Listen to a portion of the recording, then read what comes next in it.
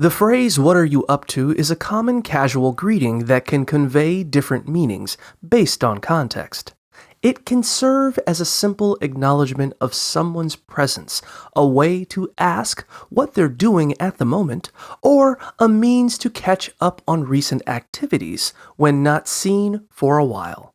Responses can vary from brief acknowledgments, like "not much," to more detailed descriptions of current activities.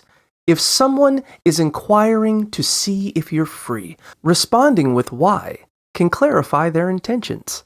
Additionally, this question provides an opportunity to share significant life updates, use humor for a lighthearted exchange, or even flirt if the context allows. Overall, it's a versatile question that can lead to various conversational paths depending on the relationship and situation.